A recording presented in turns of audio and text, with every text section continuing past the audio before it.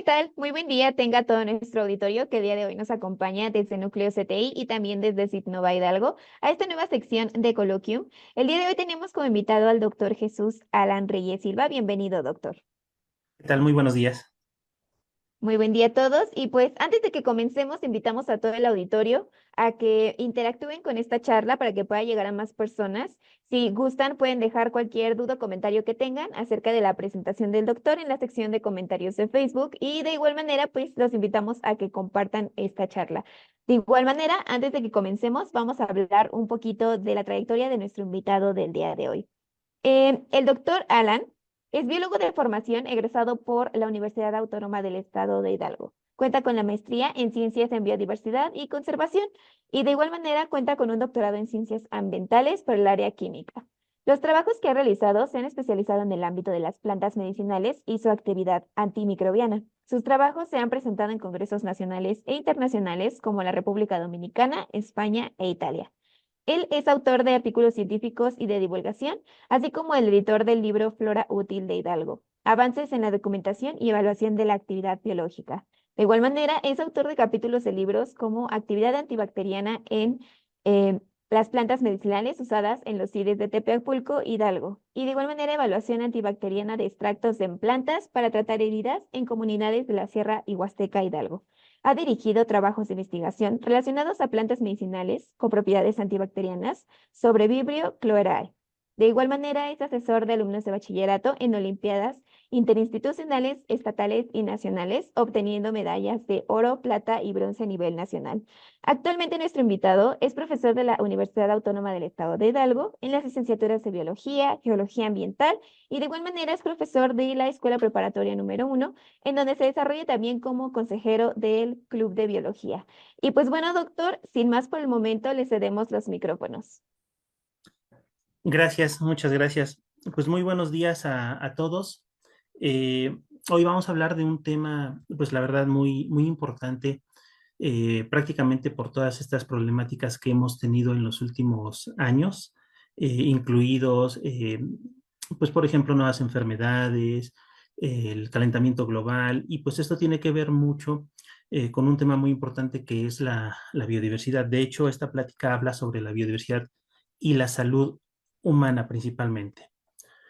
Pues bueno, la biodiversidad, como todos ustedes saben, es la variedad de vida en la Tierra que tiene diferentes niveles, ¿no? Desde el nivel genético, especies y ecosistemas, y la relación que pueden tener todos estos organismos con sus factores bióticos y abióticos.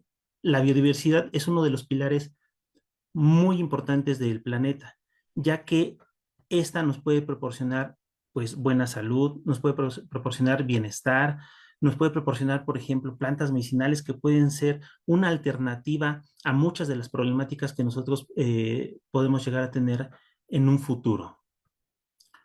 Además, la biodiversidad pues nos proporciona diferentes tipos de servicios ecosistémicos, servicios que muchas veces no los tomamos en cuenta o creemos que o no tenemos esa relación entre la biodiversidad y estos sistemas o estos servicios que nos proporcionan. Por ejemplo, la biodiversidad pues, nos proporciona servicios de provisión, nos da alimento, materias primas, recursos medicinales, nos da servicios de regulación de gases, regulación de clima. No es lo mismo, por ejemplo, estar a las 12 del día en una explanada, en una ciudad, que estar a las 12 del día, por ejemplo, en un bosque. Eso, la biodiversidad regula la temperatura de un lugar determinado.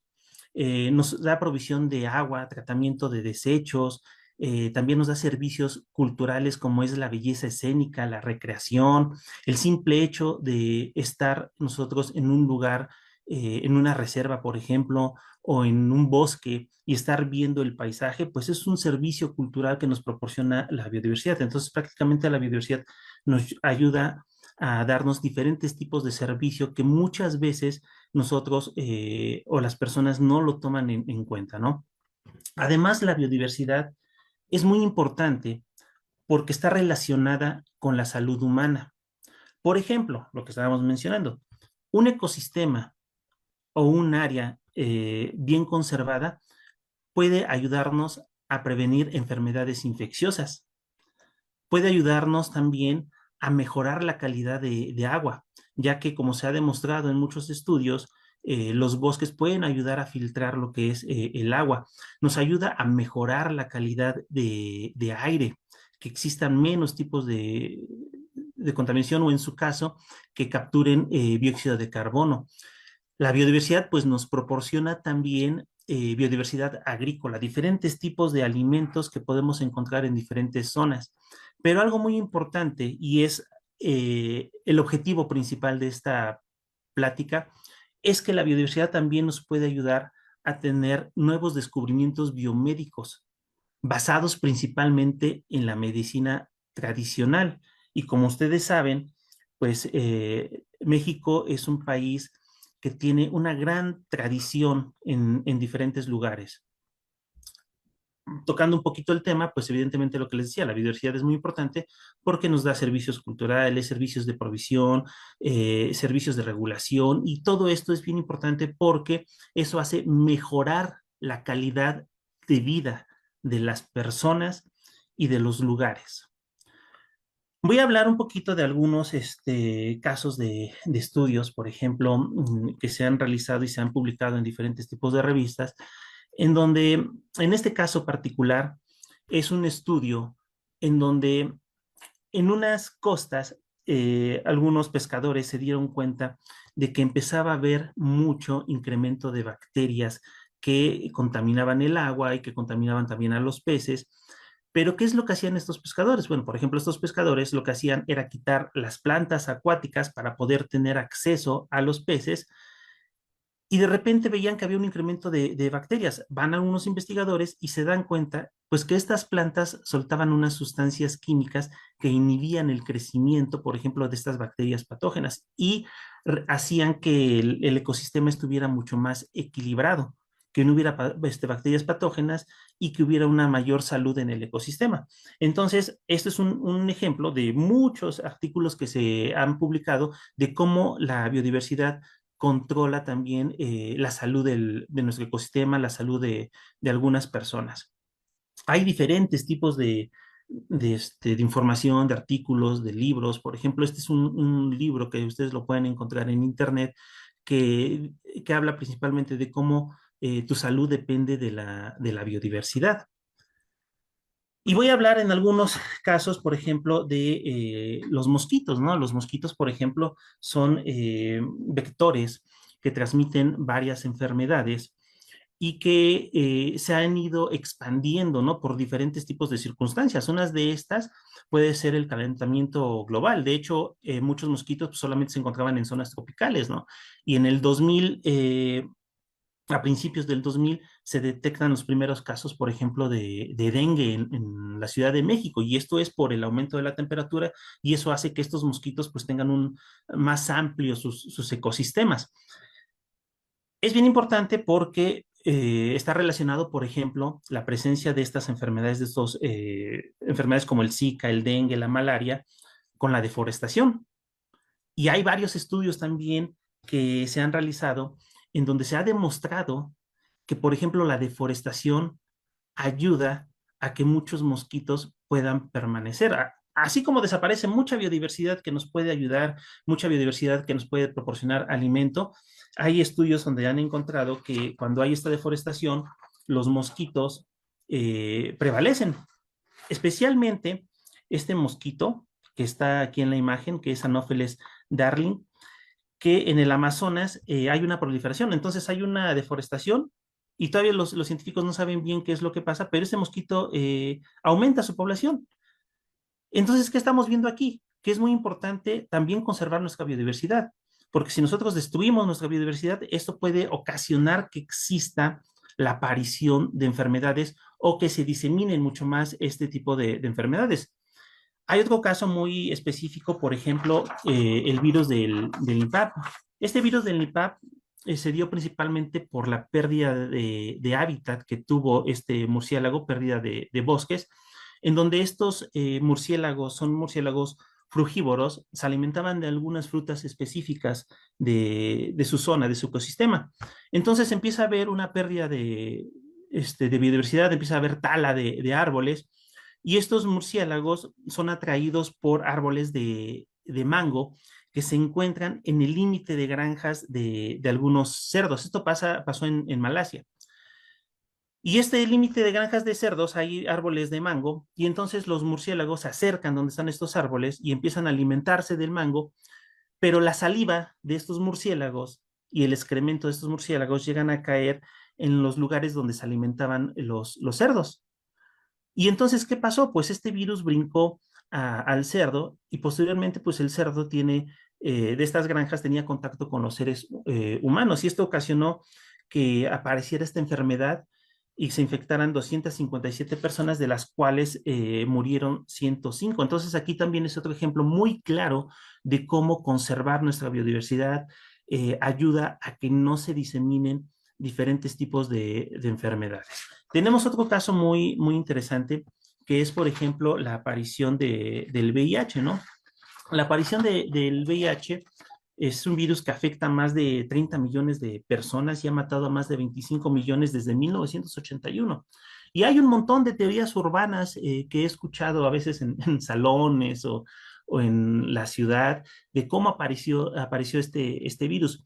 Pues bueno, hay varios estudios que se han dado cuenta de que la exposición continua, por ejemplo, de algunos homínidos, algunos changos orangutanes, y el contacto de la sangre con esta hizo que el virus brincara a los seres humanos. De hecho, hay documentales donde se ve como algunos niños que llegan a cumplir 12 años en algunos lugares de África, que hacen un ritual para convertirse en adultos, pues los dejan que vayan a cazar algún gorila y lo traigan y luego el ritual es que se coman la carne del gorila. Entonces, también destruir parte de esta biodiversidad ocasiona que existan y aparezcan nuevos tipos de enfermedades. Y no hay que irnos tan lejos. Por ejemplo, la última pandemia que tuvimos, ¿no? La del SARS-CoV-2, del coronavirus, que precisamente hoy estaba viendo las noticias, tenemos un repunte de esta enfermedad en varios estados de la República Mexicana. Y cómo muchas veces nos preguntamos, y bueno, ¿y cómo apareció esa enfermedad? También se dieron ahí varias teorías, entre esas la sopa de murciélago, pero ya se sabe que hubo otros organismos que estuvieron involucrados. Uno de estos, que se cree probablemente que fue el que transmitió la enfermedad a los seres humanos, es el pangolín. Todos sabemos pues, que fue en China, ¿no? Y muchas veces vemos en Facebook o en algunos otros lados, no, es que los chinos comen animales medios extraños y eso ocasiona que existen enfermedades, pero no, eso pasa en todo el mundo podemos encontrar que también nosotros consumimos algunos animales que provienen de la biodiversidad y eso puede ocasionar que puedan aparecer nuevas enfermedades. De hecho, esta fotografía es una fotografía que tomé de internet y la verdad a mí pues bueno, me asusta ver la cantidad de pangolins que podemos encontrar ahí, cómo los están asando, ¿no? Y esto, pues si ustedes están viendo esta fotografía, es prácticamente ese contacto que tenemos nosotros con la biodiversidad y que esto puede ocasionar que estos mismos virus, bacterias que tienen estos organismos, pues puedan brincar a los seres humanos y ocasionar nuevos tipos de enfermedades.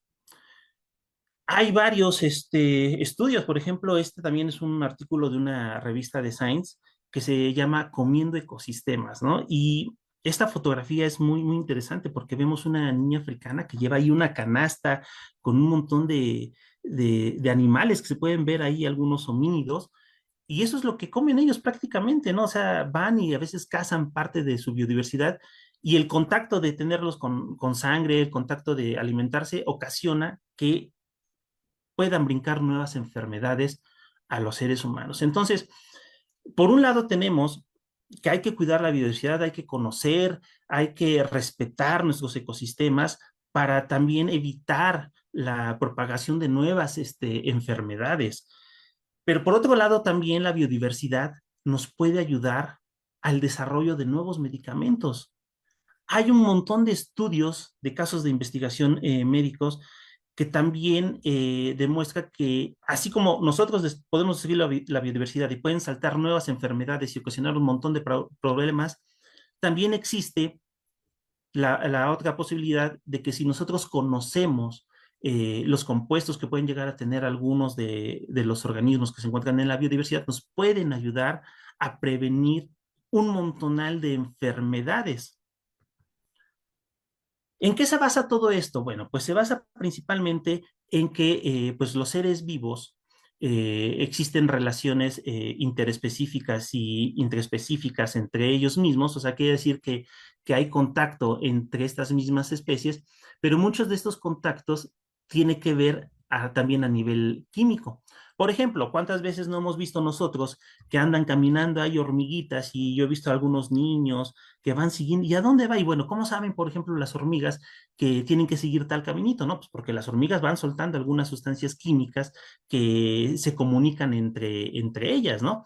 O, por ejemplo, cuando nosotros molestamos algún insecto, molestamos alguna planta, voy a poner el ejemplo de la ruda, no sé, yo creo que todos conocemos la planta de la ruda. La ruda, si tú rozas con la ropa o le pegas sin darte cuenta, luego suelta un aroma, una sustancia, ¿no? Y eso es una forma de que la planta se esté protegiendo, a lo mejor de algún depredador. La planta, pues evidentemente no nos puede morder nada, pero puede soltar sustancias químicas que está evitando que el depredador pueda morderla. Y eso es una forma de interacción que tienen los organismos entre sí. Estas sustancias químicas pueden servir, como decía, para defensa, para una especificidad de interacción, como decíamos, de las hormigas, para escapar, para obtener memoria de dónde se llega a encontrar algún tipo de alimento, ¿no? Aquí tenemos la mariposa monarca. Yo creo que todos conocemos la mariposa monarca. Y una de las características que tiene la mariposa monarca son la coloración que llega a tener, ¿no? Esta coloración anaranjada, negra y blanca es una coloración muy específica de esa especie. Algunos científicos han estudiado a esta mariposa y se han dado cuenta pues que en sus alas llegan a tener, por ejemplo, algunos alcaloides. Los alcaloides son unas sustancias químicas que producen algunas plantas, como por ejemplo esta planta que se llega a ver aquí, las esclipediáceas, producen esos alcaloides. Entonces, la mariposa cuando se está alimentando del néctar incorpora esos alcaloides en sus alas. ¿Y para qué le sirven esos alcaloides en algunas partes de sus alas? Pues evidentemente es de defensa. Cuando un depredador, un ave, pues quiere comerse a la mariposa, eh, siente la presencia de esos alcaloides y ya no se la come, o sea, la escupe, por decirlo así. Entonces, es una forma en cómo esta mariposa obtiene algunos compuestos que en este caso son tóxicos para sus depredadores, no para ella, para poderse defender. ¿Y por qué estoy hablando de todo eso? Bueno, porque más adelante vamos a ver cómo todos estos compuestos químicos y cómo estas sustancias que ocupan también los organismos para defenderse, para memoria, para escapar, pueden servirnos a nosotros para la búsqueda de nuevos medicamentos. Aquí tenemos, por ejemplo, todos conocemos, aquí en Hidalgo tenemos los pinacates, ¿no? Que son también escarabajos borbanderos. Pero, por ejemplo, algunos otros escarabajos borbanderos, cuando unos los estamos molestando, cuando molestas ahí al pinacate, luego empieza a soltar un olor que dices, uy, ya está oliendo feo, pero es una forma de defensa. ¿Qué es lo que hace este escarabajo?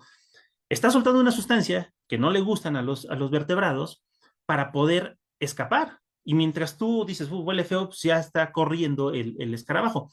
Pero estos escarabajos tienen en la parte del abdomen unas glándulas que avientan estas sustancias que se encuentran aquí, hidroquinona, metilhidroquinona, peróxido de hidrógeno y agua, y se ha encontrado que cuando estas glándulas avientan estas sustancias, lo pueden aventar hasta 100 grados centígrados, entonces es una forma de defensa que pueden llegar a tener. Y entonces, ¿cómo está defendiendo? Pues prácticamente se está defendiendo con algunos compuestos químicos que llega a tener. Y hay varios estudios, que hay varios científicos que aprovechan o les interesa toda esa relación química, ecológica, química que llegan a tener los organismos para buscar nuevas alternativas a medicamentos.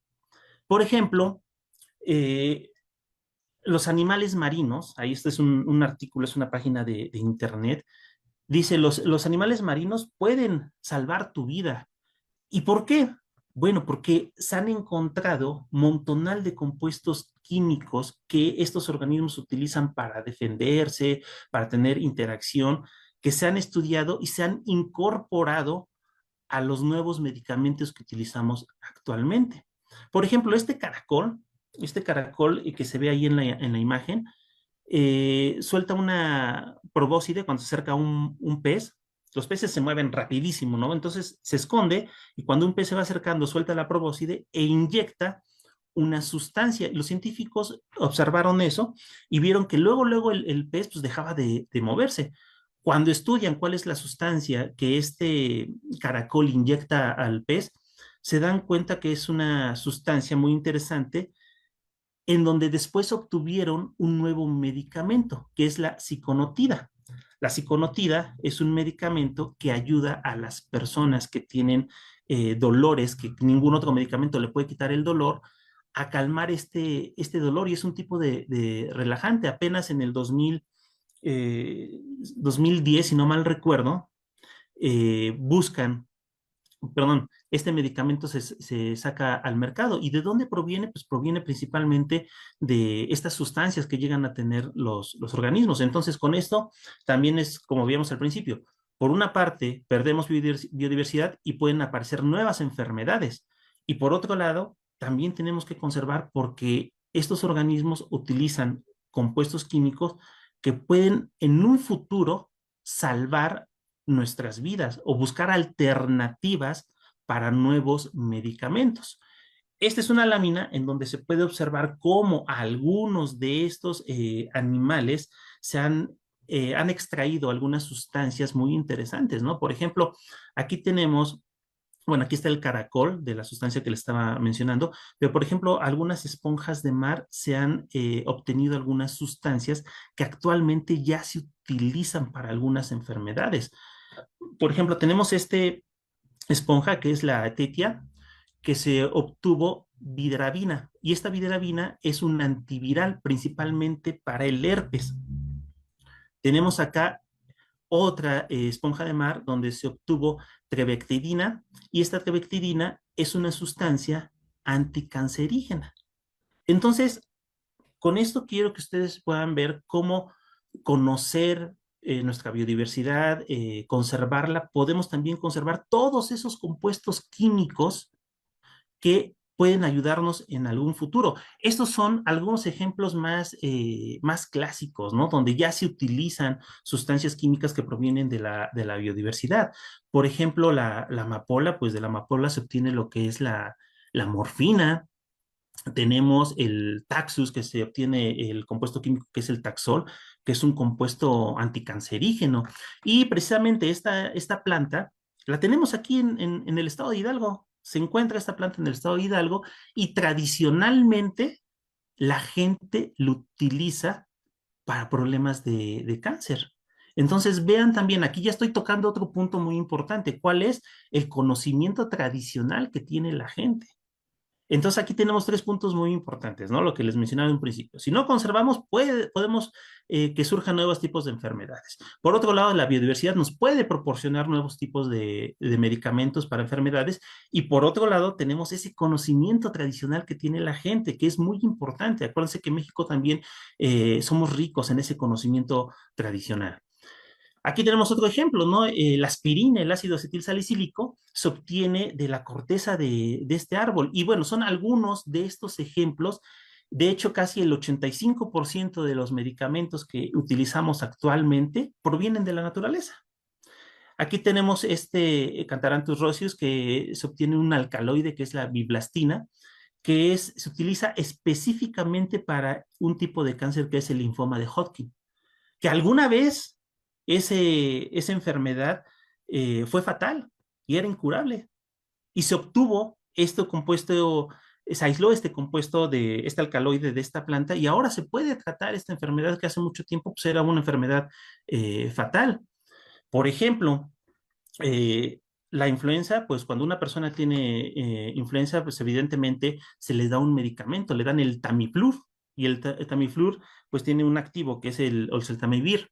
Y ese oseltamivir proviene del ácido shiquímico. Ese ácido shiquímico proviene de la anís estrella. Recuerdo bien, en el 2010, perdón, cuando fue la pandemia en el 2009 de la influenza, México compró mucho ácido shiquímico y oseltamivir de este anís estrella que provenía de China. Entonces compró un montón. Y después estudios anteriores se ha encontrado que aquí en México tenemos plantas que también tienen ácido shiquímico y que pueden servir para generar oseltamivir. Una de estas plantas, yo creo que muchos la conocen, es el pirul, Chinus mole.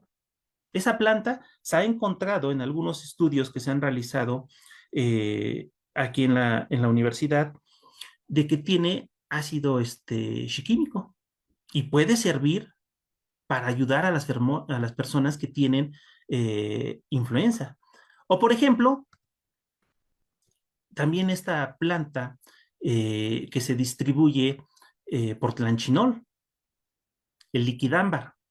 Esta planta también tiene una gran cantidad de ácido shiquímico. ¿Y cuál es lo importante?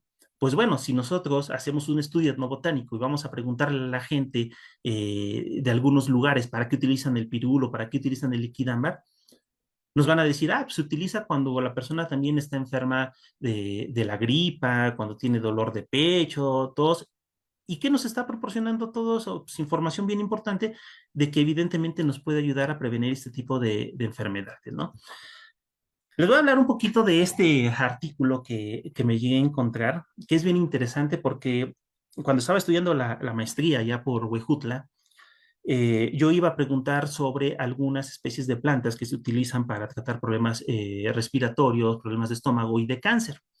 Y entonces, pues nosotros vamos anotando ahí toda la información, vamos sacando fotografías, haciendo muestras de herbario para llevarnos al laboratorio.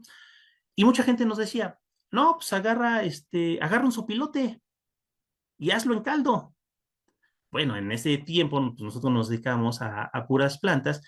Y sí, me acuerdo que anoté posteriormente, cuando busco información, creo que fue 2 años después, se saca este artículo donde dice efectos acuosos del sopilote.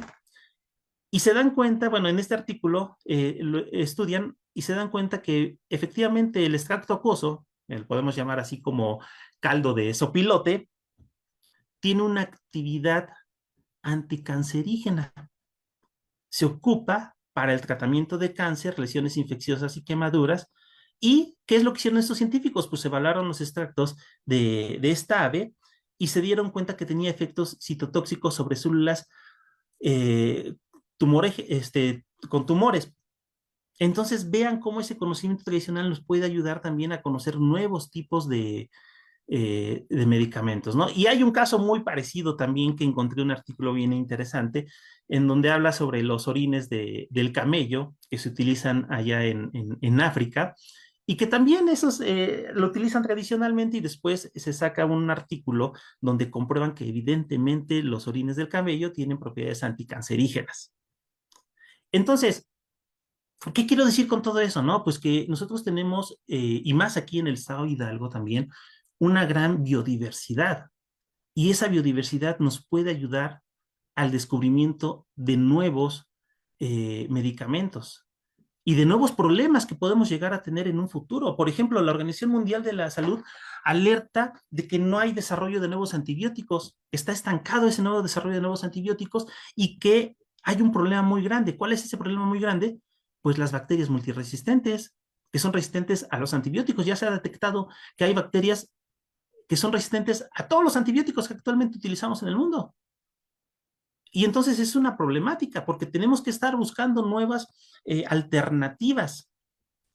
Se cree que la próxima pandemia se puede dar por la presencia de algunas bacterias multiresistentes. Estas bacterias multiresistentes, bueno, aquí tenemos una presentación, tienen diferentes tipos de estrategias para eliminar los antibióticos. Algunas de esas es que utilizan enzimas para degradar o inactivar el antibiótico.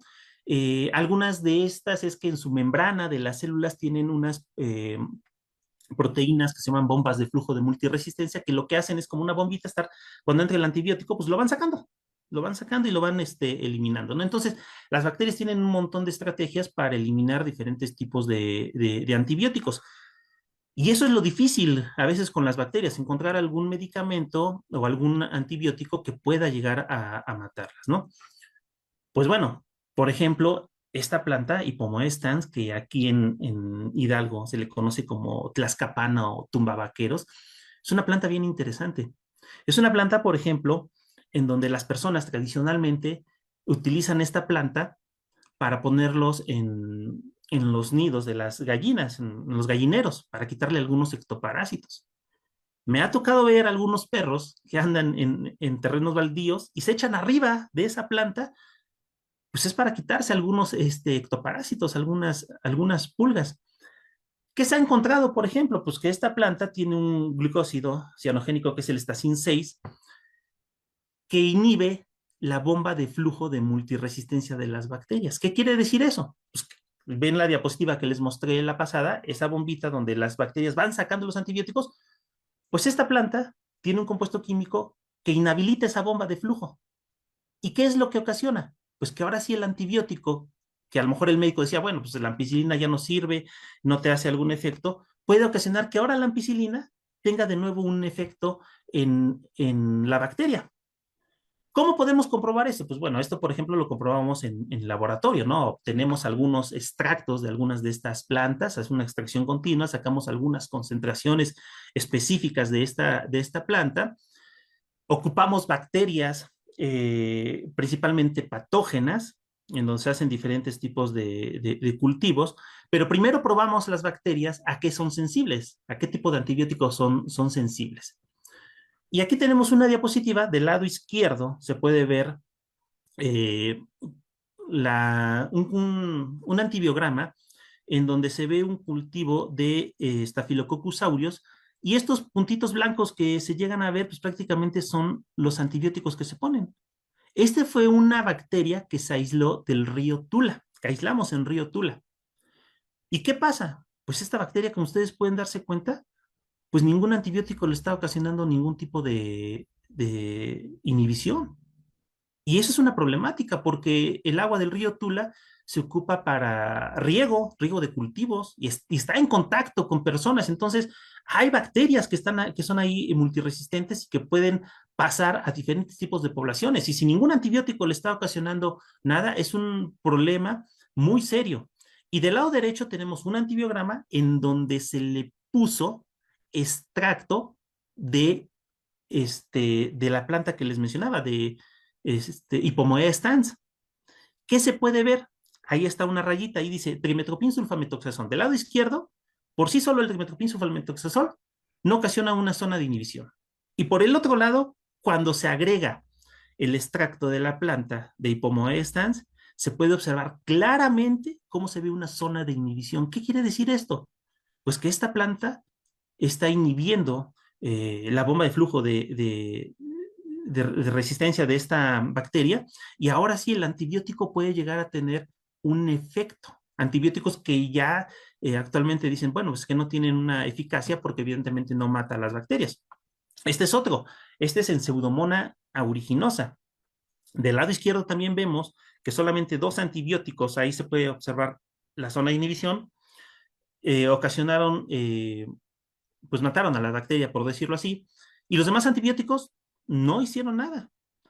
Y del otro lado tenemos el mismo estudio con los mismos antibiogramas donde se están poniendo extractos de la raíz de Hipomoestans, y ustedes pueden observar ahora sí cómo las bacterias les cuesta trabajo crecer en presencia de eso. Entonces, aquí en el estado de Hidalgo, pues nosotros tenemos una gran biodiversidad, principalmente de plantas medicinales, que todavía faltan bastantes en estudiar. Y estas pueden ser alternativa para nuevos tipos de medicamentos. Uno de estos, por ejemplo, pues es algunos oréganos que utilizamos comúnmente cuando hacemos nuestro pozole, pues ya se ha demostrado en un montonal de artículos que estos oréganos tienen actividad antibacteriana y principalmente en bacterias que son resistentes. Vean, esta es una diapositiva en donde tenemos del lado izquierdo Lipia graveolens y el lado derecho Poliomyxa longiflora, que son los oréganos que utilizamos comúnmente.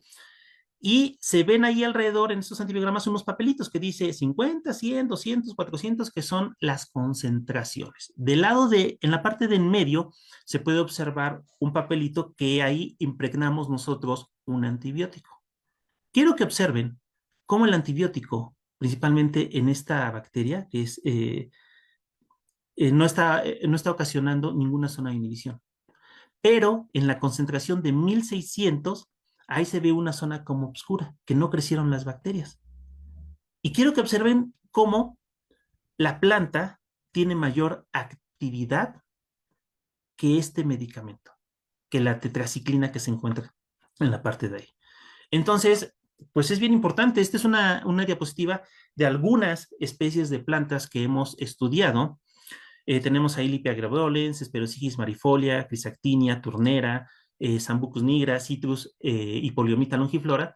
Y podemos observar claramente cómo algunas plantas inhiben el crecimiento de estas bacterias. Entonces, pues tenemos nosotros un montón de plantas de conocimiento tradicional en donde esta biodiversidad nos puede ayudar a nuestra salud, nos puede evitar la propagación también de montonal de enfermedades.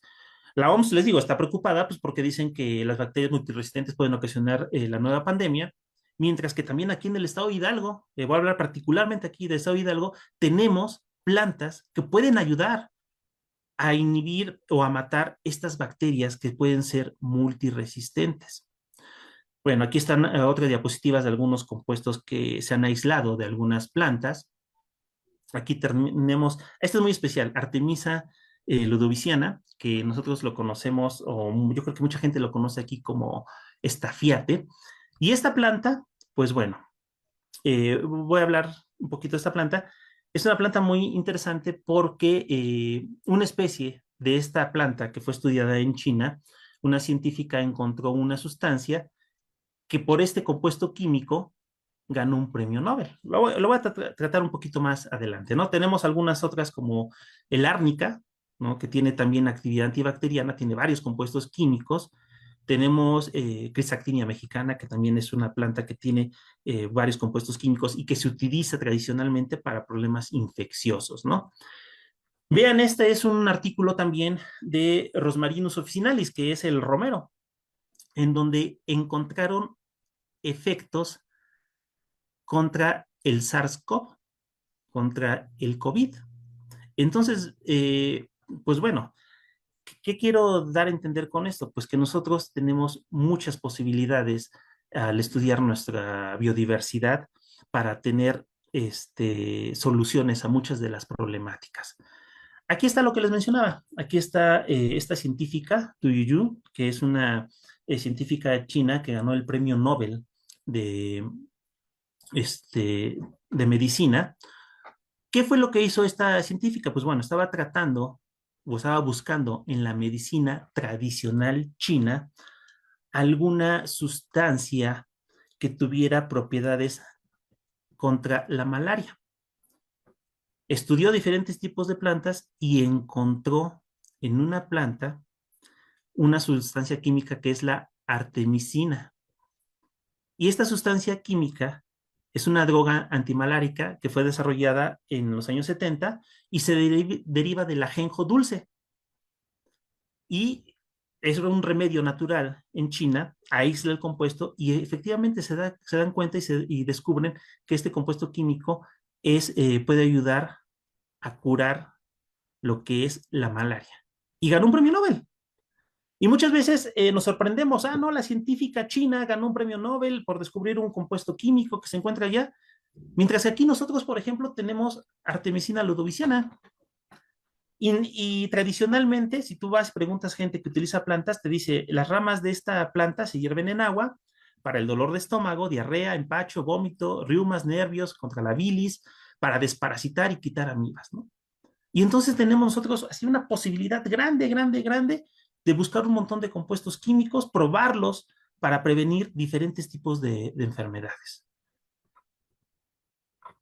El simple hecho, yo cuando a veces voy a buscar algunas plantas para estudiarlas o ir al mercado, de ver, por ejemplo, esta fotografía de una persona que está vendiendo diferentes tipos de plantas, pues es muy importante para mí. ¿Por qué? Porque estas personas conocen un montón nuestra biodiversidad, saben cómo se utilizan muchas de estas plantas y muchas de estas plantas, pues lo único que a veces nos queda nada más a nosotros es comprobar lo que la gente ya comprobó en, este, en su laboratorio, o sea, en este caso, al decir en su laboratorio, en su comunidad, porque por miles o cientos de años han probado estas plantas y ya saben perfectamente qué tipo de plantas utilizar para diferentes tipos de estas dolencias, que es lo único que nos queda a nosotros, pues es buscar y comprobar ese conocimiento tradicional que llega a tener la gente. Porque si nosotros vamos con esta gente y le preguntamos, ¿para qué sirve esta planta? ¿Cuánto me tengo que tomar? ¿En dónde se encuentra? Te dan un montón de datos bien interesantes. Te dicen, nada más se puede tomar la hoja, o, por ejemplo, nada más recolectarlo en la mañana y hacerlo en un tecito. Y entonces es mucho el conocimiento tradicional que ellos tienen, que lo que nos queda a nosotros es comprobarlo en el laboratorio, ¿no? Un ejemplo, pues es esta planta, ¿no? La bugambilia, que muchos de nosotros llegamos a tener en algunos jardines. Y la bugambilia, por ejemplo, pues ya se ha estudiado perfectamente que tiene propiedades antibacterianas y que llega a tener zonas de inhibición muy parecidos a la tetraciclina. Cuando nosotros podemos recolectar esa planta o podemos ir, por ejemplo, a algún mercado y la gente te dice, ah, pues tómate de bugambilia por si tienes algún problema de infección estomacal y ya no lo tomamos. Y cuando en el mercado, pues evidentemente este mismo compuesto o muy parecido a este compuesto es la tetraciclina, ¿no? Se llega a encontrar en patentes pues arriba de los 300 pesos, ¿no? Pero bueno, ¿qué estoy diciendo con eso? Pues que por un lado tenemos el conocimiento tradicional y también podemos sacar nuevos tipos de medicamentos. Vean, esto es bien, bien interesante. Esta es una fotografía de algún tiempo allá en Ixmiquilpan, de unas personas que eh, utilizan plantas medicinales y tenían en esa bolsita lo que conocemos comúnmente como pelos de lote, ¿no? Y me llama mucho la atención, me llamó mucho la atención, es una fotografía que se tomó de esos encuentros que había entre hierberas. Y ahí podemos ver a esta persona leyendo un libro de plantas medicinales y algunos de los estudios que se han realizado con propiedades que llegan a tener. Y por otro lado, todas las plantas que llegan a tener. Cuando yo le pregunto a esta persona, bueno, ¿para qué sirve el pelo de lote? Me dice, cuando la persona le duele la cabeza, tiene calentura, cansancio extremo, tos y dolor de estómago, hay que tomarlo. Y entonces hay que tener mucha atención en lo que nos dicen las personas. Porque, por ejemplo, esto que nos está mencionando, lo podemos nosotros relacionar también con la malaria. Porque la malaria pues da dolor de cabeza, fiebre, fatiga, vómito, tos seca. Y eso lo podemos nosotros aprovechar, como lo hicieron estos científicos, y estudiar. ¿Qué encontraron estos científicos? Pues efectivamente, lo que se conoce comúnmente como los pelos de lote, los extractos etanólicos de los pelos de lote tienen propiedades antimalarias. Entonces, nuestro conocimiento tradicional, nuestra biodiversidad, nuestras plantas que tenemos, los animales que tenemos, pues hay que conocerlos, hay que cuidarlos, hay que conservarlos, pero también hay que estudiarlos, porque así como les me decía en un principio, eh, si nosotros destruimos la biodiversidad, pueden aparecer nuevas enfermedades, pues también al conservarlo, podemos conservar todos esos compuestos químicos que nosotros llegamos a tener y que la gente ha utilizado en su medicina tradicional y descubrir nuevos medicamentos. ¿Para qué? Pues para tener, por ejemplo, una buena salud, para tener un bienestar, bienestar también económico, bienestar familiar. Y por lo tanto, pues las plantas medicinales son esenciales para el bienestar humano, es un recurso que tenemos ahí. ¿Por qué? Pues porque principalmente nos dan una fortaleza, son eficaces, no contaminan, pueden controlar la resistencia bacteriana, se encuentran disponibles. Lo único que hace falta, pues, que existan más estudios y que, pues sí, más estudios en plantas medicinales o en insectos y que se conozca más nuestra biodiversidad, ¿no? Que se apoye más a estos proyectos de la biodiversidad que tenemos aquí, porque como lo menciono, ¿no? Puede salvar nuestro futuro en algún, salvar nuestra salud en algún futuro, ¿no? Como por ejemplo las bacterias multiresistentes. Y bueno, con esto concluyo, pues que la biodiversidad es fundamental para toda la humanidad porque nos proporciona bienes, servicios, nos puede dar un mejor desarrollo en bienestar económico, un desarrollo social, un futuro en mejor salud. Y dentro de esta biodiversidad, pues las plantas medicinales pueden proporcionar nuevos descubrimientos biomédicos y farmacéuticos que son de suma importancia para enfrentar problemas actuales de la humanidad. Pues muchas gracias. Muchas gracias, doctor Alan, por su presentación. La verdad es que está muy interesante y muchas veces pues no le damos esta importancia que tendría que tener, tan solo de pues el jardín que tenemos en casa, los campos del lugar en donde vivimos. Y pues bueno, en este espacio invitamos al auditorio a que nos hagan llegar sus preguntas, pero mientras, doctor, coméntenos, ¿existe algún método de identificación para las plantas que contienen estos componentes químicos? Sí, mira, lo que nosotros hacemos es principalmente eh, conocer la planta con la persona, ¿no? Que nos dé la planta, buscar en bibliografía si es que hay estudios previos o si es que no hay estudios previos. Si no hay estudios previos, lo que hacemos nosotros primero es hacer extracciones con solventes polares. ¿Qué es un solvente polar? Pues aquellos solventes que pueden extraer o traer la mayoría de tipos de compuestos químicos. Uno de esos es, por ejemplo, el agua. El agua es un solvente polar.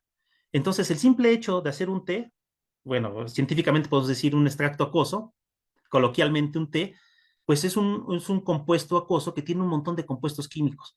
Y entonces nosotros podemos probar con alcohol, perdón, con agua, podemos probar, por ejemplo, con etanol, que son solventes polares, y hacer pruebas con bacterias.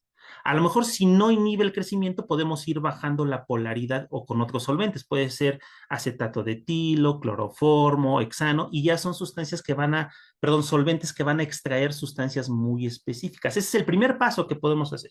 Cuando vemos que sí hay una actividad antibacteriana, pues bueno, ya se debe de pasar por un proceso químico para determinar cuál es el compuesto específico que llega a tener esa planta. Muchas gracias, doctor. Y pues, supongo que este proceso también aplicaría para detectar, dependiendo del caso, componentes que son malos. Sí, sí, sí, efectivamente. Bueno, como lo mencionaba, el laboratorio más grande que existe es el conocimiento tradicional. Entonces, la gente ha utilizado desde hace cientos de años plantas medicinales, ¿no?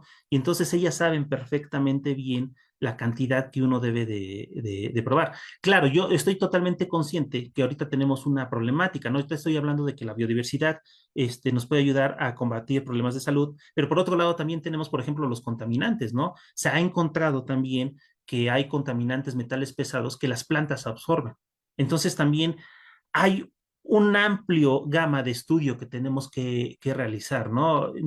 Hay que saber también de dónde se obtienen esas plantas, ¿no? Porque si se obtienen a lo mejor de un riego de aguas grises, pues también es una problemática, porque ahí puede llegar a tener metales pesados que pueden ocasionar otro tipo de problemas. Entonces, las líneas de investigación son variables que pudiéramos llegar a tener. Justo acaba de responder en la pregunta que le iba a hacer siguiente, que era si factores externos como el espacio en donde se desarrollan las plantas, en este caso, afectaban al el tipo de químico que, pues sí, que nos ayuda a, pues a realizar medicamentos o lo que te provoca que te haga sentir mejor. Entonces, usted podría decir que, por ejemplo, de donde sacan ¿cuál es esta pomada que nos comentaba? La árnica. Ajá, el árnica, justo. ¿Es posible que esta planta que crezca en otro contexto, en otra tierra, en otro, por ejemplo, clima, sea en diferente medida el árnica que sale de esta planta con otras plantas Sí, mismas sí, de sí. árnica. Sí, efectivamente, o sea, puede haber una gran diferencia, ¿no? A lo mejor esa misma especie, la árnica que tienes tú en tu jardín y que a lo mejor tú la mimas, ¿no? Le estás echando agüita y todo, a lo mejor no suelta tantas sustancias químicas. A lo mejor la planta que está allá en el cerro, donde tiene depredadores, donde hace mayor cantidad de calor y no la están regando, a lo mejor está en un nivel de estrés que está soltando mayor cantidad de sustancias químicas. Entonces, sí hay un montón de factores que pueden influir en la cantidad de compuestos que pueden llegar a tener las plantas, que también esa es otra línea de investigación que se puede llegar a realizar. Muchas gracias, muy interesante. Y pues bueno, ya nos están llegando, ya tenemos un par de comentarios aquí en Facebook. Nos dicen, excelente tema, muchas gracias por compartirnos de su experiencia. De igual manera, Gloria Silva nos dice muchas felicidades, muy interesante toda la información. Eh, También Anselmo Díaz nos dice, ¿algún libro que me recomiende para saber más del tema? Sí, claro. Hay algunos libros, por ejemplo, del doctor Villavicencio que sacaron aquí en la Universidad Autónoma del Estado de Hidalgo, que son plantas útiles del Estado de Hidalgo, ¿no? De hecho, hay varios libros, igual hay uno que es el de conocimientos biológicos, que también es de aquí de la Universidad Autónoma del Estado de Hidalgo y habla sobre muchos de estos estudios con plantas medicinales, ¿no? Tanto bacterianos, antivirales, anticancerígenos. Pueden entrar a biblioteca digital o donde se encuentran publicaciones de la universidad y ahí se pueden encontrar algunos de estos libros.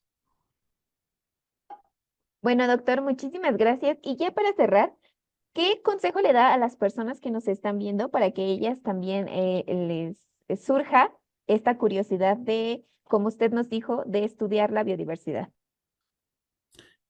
Bueno, estamos en una actualidad muy difícil en donde los jóvenes ya no voltean a ver ni siquiera la hormiga que está pasando en la plantita, que nada más se encuentran en dispositivos móviles. Lo que yo les recomiendo es que observen prácticamente esa interacción que existen en el simple jardín, entre la planta, el insecto, y hay que hacernos preguntas. ¿Por qué el insecto, lo que les decía, por qué la hormiga sigue ese caminito? Y descubrir ese científico que todos llevamos interior, ¿no? De hacernos el pregunta, el por qué esa planta está creciendo arriba de otra, por qué esa planta no deja que crezcan otros organismos aquí abajo, ¿no? Y entonces tener esa curiosidad. Y sobre todo, aparte de tener esa curiosidad, conservar nuestra biodiversidad, ¿no? Digo, esa problemática de contaminación, no tirar basura, no cuando ahorita que son vacaciones y viene mucha gente a lo mejor al Parque Nacional del Chico y que les gustó esta planta y que voy a arrancarla porque me la voy a llevar. Entonces también cuidar nuestra biodiversidad, ¿no?